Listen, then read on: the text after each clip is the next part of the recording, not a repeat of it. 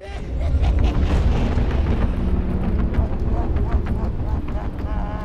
Karate Kid was one of those movies from the 80s that I saw as a child, so it's heavy on nostalgic value and pop culture jokes. But is it still a good movie? Let's take a look and find out. It's about a kid named Daniel who moves to a new town and doesn't fit in. Basic coming-of-age scenario. He meets a girl named Allie who's real friendly, but there's one problem. She has a jealous ex-boyfriend who's a real asshole. This wouldn't be too bad, except that he's a leader of a gang of bullies who all know karate and use it as a weapon to beat up anybody they don't like. I mean, they beat the shit out of him any chance they get. He tries to fight back, but that only makes things worse. Things take a turning point when Daniel's unexpectedly saved by the handyman from his apartment, Mr. Miyagi. Daniel had no idea Miyagi was a karate expert, so he gets Miyagi to train him for a karate tournament where he fights the bullies and gains their respect. That's the basic gist. It's sort of a retelling of Rocky. After all, it's the same director, John Avildsen. It has the training montage and the same basic formula, just instead of boxing, it's karate. To begin with, the character Daniel is kind of like a younger Rocky. He's Italian, and he has a similar personality. Ralph Macchio is very believable in the role. He's generally a nice kid, except when pushed to extremes. He doesn't know what to do, so he makes some daring moves and perpetually gets himself into more trouble. It's convincing. He's an unstable youth, and he has some issues.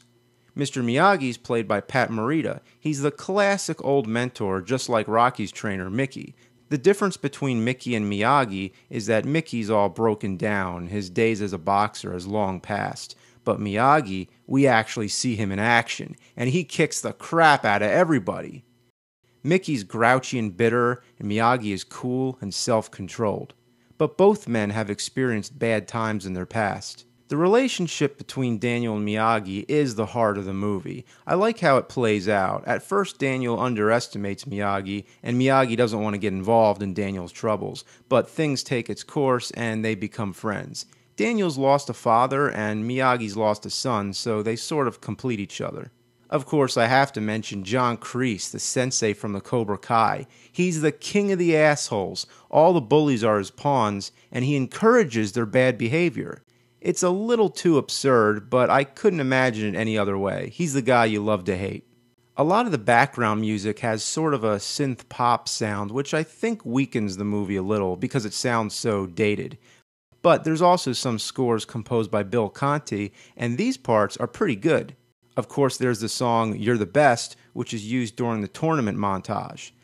Dated or not, this one you gotta love. Play it at a party and see how many people start doing crane kicks. At last, there's a song by Survivor called The Moment of Truth. It plays during the end credits. It's not one of their best, but there's parts within the film where the instrumental sections kind of hint to it as like a musical motif. My overall impression of The Karate Kid is that it still holds up pretty well. I kind of underestimated it. Like Miyagi, it's aged, but it's still got it. But what can be said for the sequel, The Karate Kid Part 2? It opens with a recap from the first movie, again very much like the Rocky films. It picks up immediately where the first Karate Kid left off. John Kreese is pissed off about the outcome of the tournament, takes it out on his own student. Then Miyagi comes and puts him in his place. Then Daniel asks Miyagi the stupidest question. You could have killed him, couldn't you? Well, why didn't you then? Why didn't he kill him? Maybe because he didn't want to go to jail? The opening scene is so comic, but the rest is very different. Mr. Miyagi travels back to his homeland, Okinawa, to meet his dying father, reunite with the woman he loves, and settle an old grudge. So there's a lot of focus on Miyagi this time. His rival, Sato, wants to fight him to the death, but Miyagi wants peace. Daniel joins Miyagi on the trip, has his own love interest, and his own rival, Chosen, who's Sato's student. Daniel doesn't deserve anything that happens to him, and that's where I think this movie goes too far. With Sato, it's more believable that he and Miyagi have old business to settle. With Chosen and Daniel, they just met, so it's not very motivated. He's just being a typical bad guy. One thing that can be said about this movie, it sure had a lot of scenes that carried over into the Nintendo game. There's the swinging hammer and the ice-breaking scene. Both became training stages. Then, of course, there's the typhoon in which Miyagi saves Sato's life and earns his forgiveness. Kinda cheap that it all came down to an act of nature to settle things. But Chozen still wants to have it out with Daniel. It kinda sucks that he spent the whole movie trying not to fight, but now has no choice. Even worse, this is a battle to the death, much more serious than the karate tournament. It has its flaws, but overall, it's a good sequel. It develops the story further, raises the stakes, and it's much darker in tone. Not as good as the first, but I like it in its own way.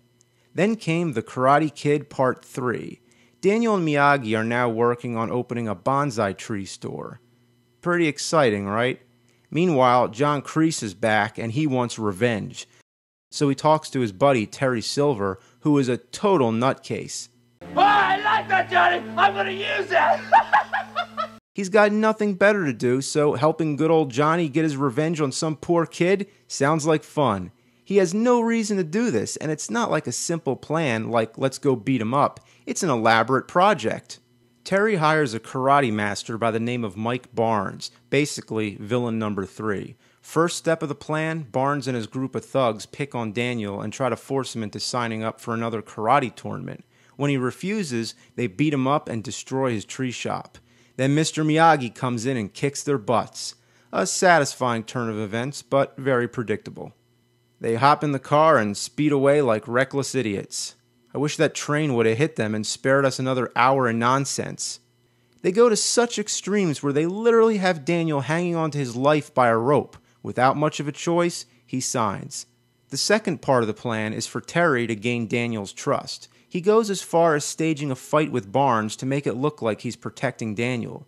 And it just so happens that Daniel and Miyagi are having some differences. Terry takes advantage of it and gets Daniel to accept him as his new trainer. Terry's form of training is brutal. He makes Daniel injure himself and causes him fear. There's a scene where Daniel's at a dance club with his girlfriend. Terry randomly shows up and instigates a fight between Daniel and a total stranger. The idea is to get Daniel to fight dirty, but what's the point? It's not clear what Terry's goal is other than getting him in the ring with Barnes. The best scene is when Miyagi goes into the dojo, saving Daniel for the 900th time, and fights off all 3 villains by himself. The final fight scene at the tournament between Daniel and Barnes is nothing more than the same old shit we've seen before. That's the number one problem. It doesn't add anything to the story. It's like a rehash of the first Karate Kid.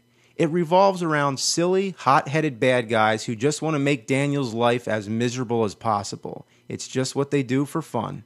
The only redeeming factor is Terry Silver, played by Thomas Ian Griffith. Of course, he made it on my top 10 baddest bad guys video. He is amazing to watch. He's so in control of every scene he's in. When he's bluffing to Daniel, you can actually see the 2 faces at work. The one face which is kind and gentle, offering Daniel help. The other face which means, I got this kid right where I want. He is the only reason to watch this movie. Other than that, it's a load of crap.